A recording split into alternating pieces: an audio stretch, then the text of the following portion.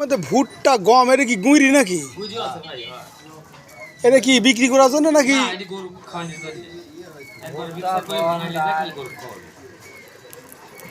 গুঁড়ি তো মনে হচ্ছে বেশি নাকি? না, সব সমান সমান আছে। 100 কেজি ভুট্টি, 100 কেজি বীজ। আপনার হচ্ছে 100 কেজি ডাউল আছে, আর 5 রকম 500 কেজি। আপনার ভুট্টা আছে 100 কেজি, গম আছে 100 কেজি, ধান আছে 100 কেজি, গুঁড়ি আছে 100 কেজি, আর ডাউল আছে 100 কেজি। এই মোট 500 কেজি।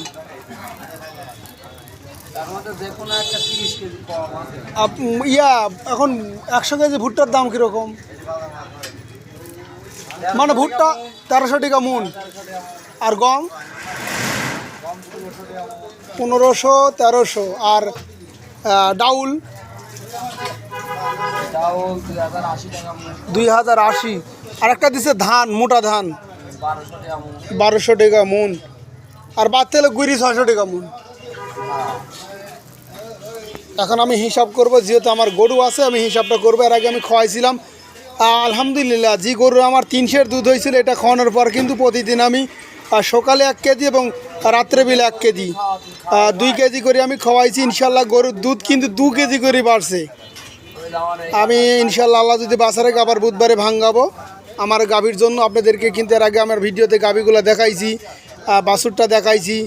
আসলে যাদের অর্থ আছে, আমরা যারা বাইরে কাজ করতে পারি না, বাড়িতে যদি জায়গা থাকে অবশ্যই গাভী পালবেন।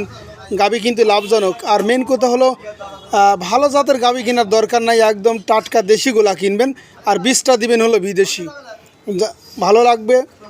মেন কথা হলো ওগুলার খরচটা আপনার কিন্তু অনেক কম হয়, দেশি গাভীগুলার রোগবালাই কম হয়, এটা কিন্তু আমরা জানি।